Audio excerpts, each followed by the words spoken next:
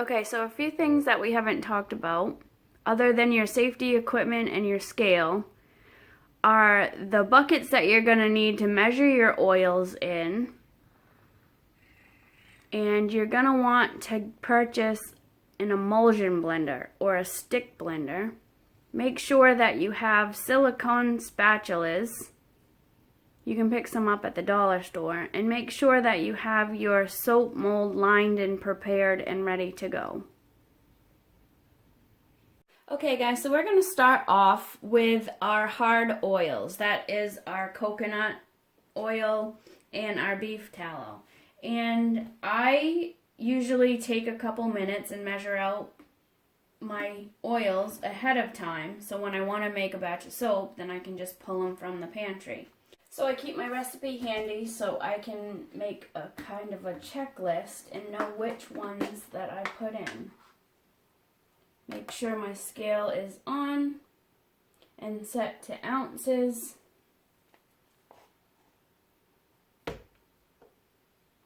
And then it's going to make sure that I have the right amount for this recipe. And again, I pre-measure them so it's easy. I don't have to take everything out. I can just pull the oil I need out. So that looks good. We move on to our beef tallow. And I'm going to zero my scale out or tear it out so it's back to zero even with all of this on it. So I can get an accurate measurement on my other hard oil.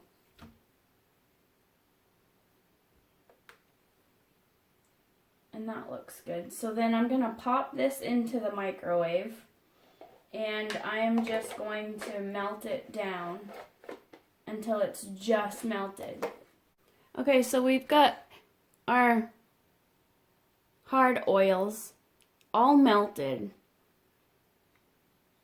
And there's no chunks.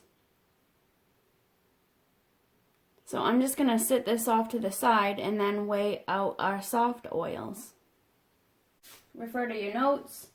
Almond oil, and in this recipe we need 0.8 ounces, so 0 ounces. And if you go over on the first one, it's not bad, so you can just pour some back, remeasure. I haven't made a small batch of soap in a while, so this is going to be a little bit tricky for me.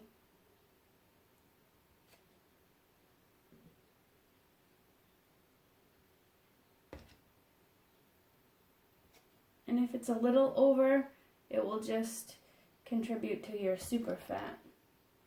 That looks about good. We're 0.9, but I don't want to dump too much more out.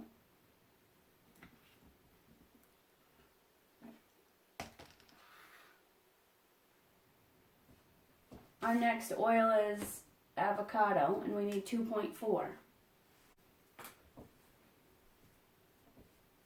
Zero your scale out.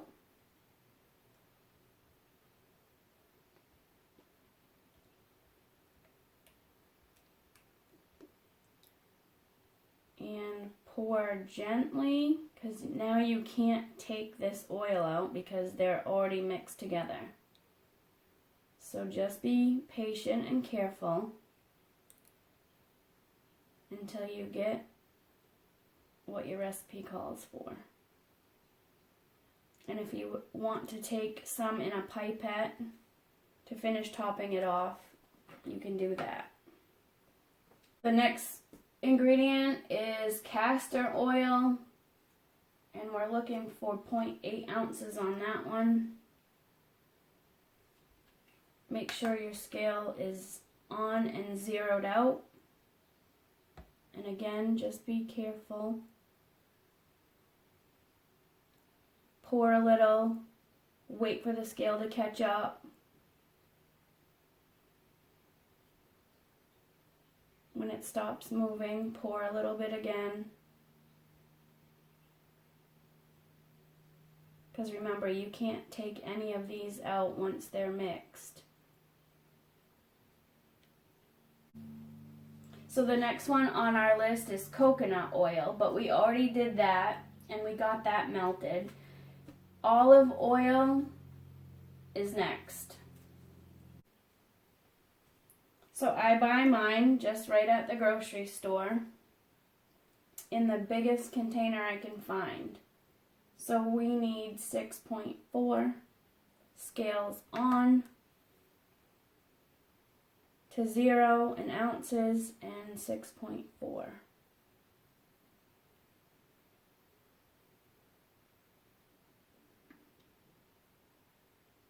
Stop, let it catch up, and finish topping it off.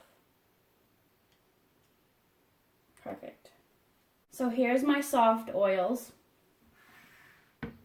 And here's my hard oils melted. And this is my soft oils. I'm just going to move the scale out of the way and the recipe because we don't need that right now.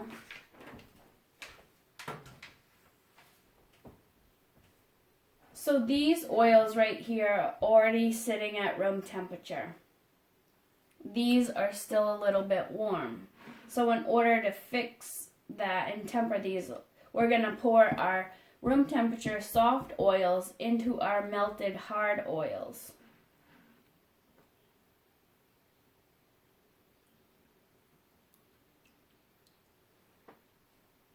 And you want to make sure that you get every last drop.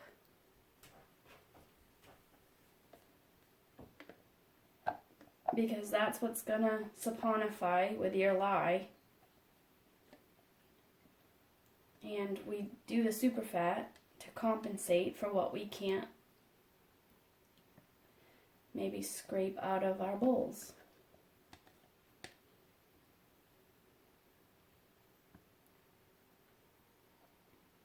So our oils are ready to go. All we need to do now is add our lye solution.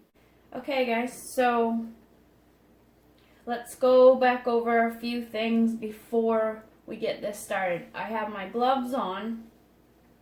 You can't see, but I have my goggles on. So I've got my lye water at room temperature. I've got my oils at room temperature. And I've got my stick blender, I've got a spatula, and I've got the mold that I'm going to use, and I just reinforced it a little bit more with some saran wrap that I taped on. It's ready to go. So what I'm going to do is I'm going to put my stick blender in and on. And then what you want to do is bang it on the bottom a little. They call that burping your stick blender, so you get all the air bubbles out. And then we're gently going to take our lye water solution and we're going to pour it down the stick blender. This helps avoid splashes, and it also helps avoid getting air bubbles in there. So lye water is in our oils. There's no turning back now. So what you want to do is just kind of gently, without turning your stick blender on, just kind of give it a little swirl in there. My stick blender has a high and a low, and I'm just going to give it a quick couple pulses. I want to get to emulsion. That is when the oils do not separate any longer. So let's bring this to emulsion.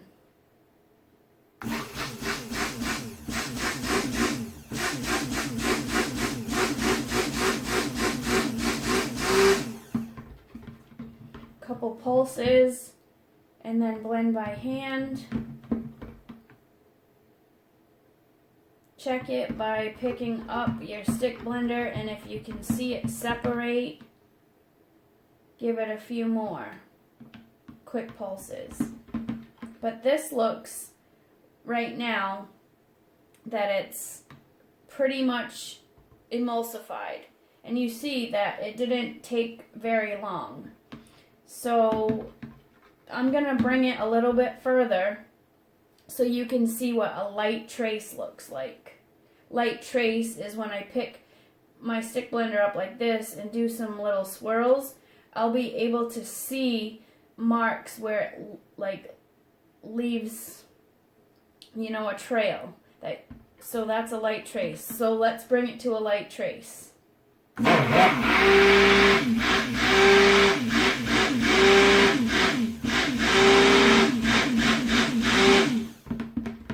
Some pulses, some hand blending. Check it. I don't see any trace yet, so we'll go a little bit longer.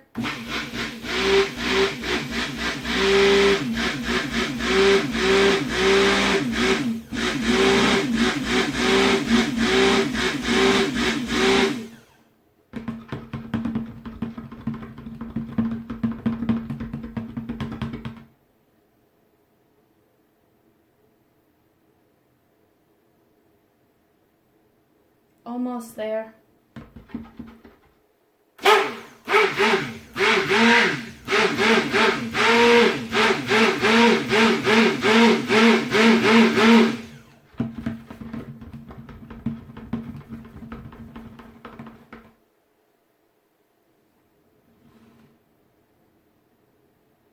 Okay, I can start to see it sitting on top. So it's not quite a pudding consistency, but this right here, and I can kind of see where it's leaving marks in the top of the soap where I'm drizzling. This is considered a light trace. And this is good if you want to do some colors. So, what's soap without a little color? So, hold on one second, and I'm going to get some colorants. Okay, so right here, I have some titanium dioxide, which is like a white pigment from Mad Micas. And this one is water dispersible. So what I've done is taken 1 teaspoon to 2 tablespoons in water and mixed it up really good because I want this soap to be nice and light because I have an idea for it. A treat for you guys. So I'm going to now add my titanium dioxide into my soap. Give it a hand stir. And then the thing with titanium dioxide is you don't get like your true white until it's stick blended. So let's stick blend it a little bit longer and then it will be ready to go in our mold.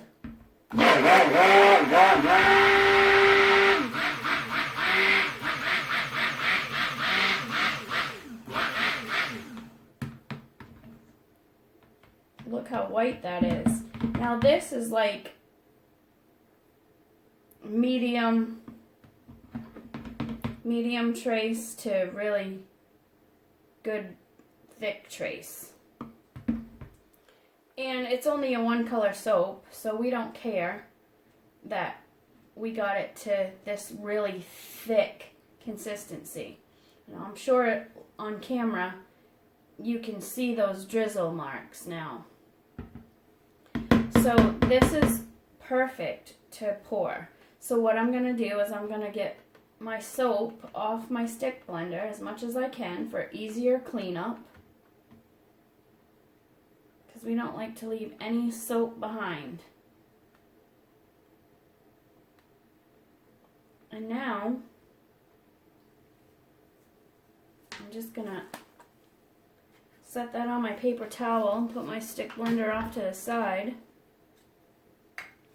Get my mold here. And I'm just going to pour this into the mold.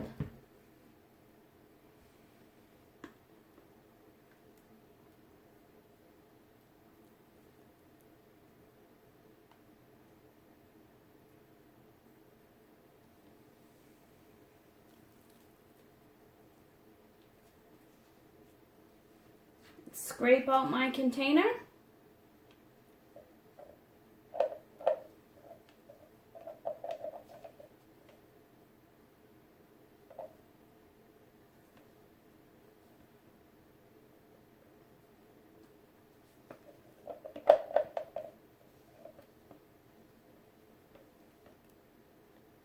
The more you get out now, the less you have to worry about cleaning up. Now, I do have my gloves on, so I can touch this soap. I'm going to give this a few taps to get the air bubbles out, if there was any.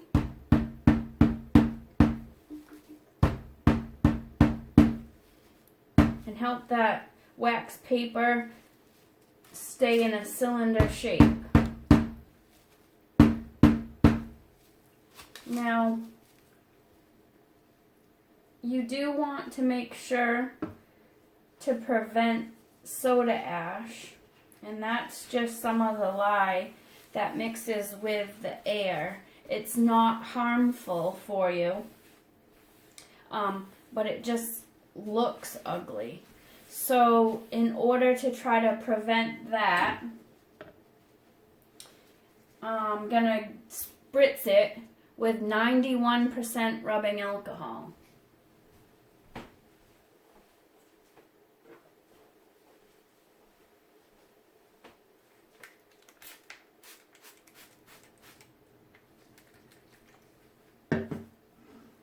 And now we're just gonna let this sit for 24 hours, and then I'll bring you guys back for the cut and the unmolding. Okay, let's do the big reveal. It's been 24 hours, and I want to see how we did. So let's get this soap unmolded.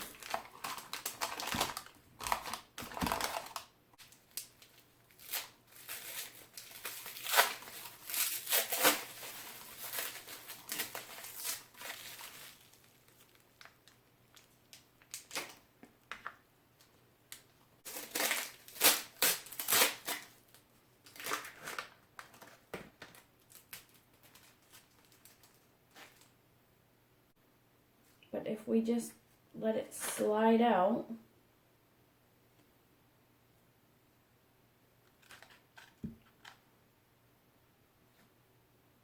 we have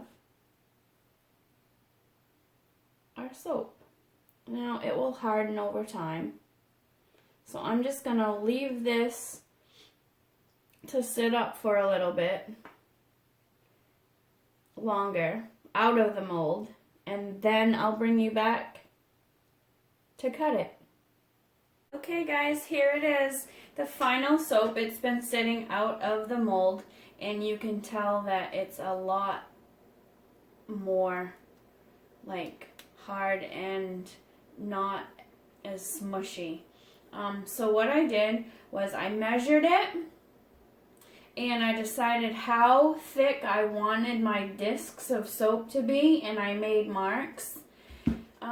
This is little plastic cutting board. You can get a 2-pack at the Dollar Tree, and I label mine soap only so food doesn't go on it. And then you can also pick up one of these metal scrapers at the dollar store, and they work great for cutting soap. So what you want to do after you get your marks on there, after you've determined how big you want your bars of soap, or in this case your discs of soap, okay, you want to line up your cutter on one of your marks, and you want even pressure, and you just want to push gently straight down and try not to move it in or out, just straight down.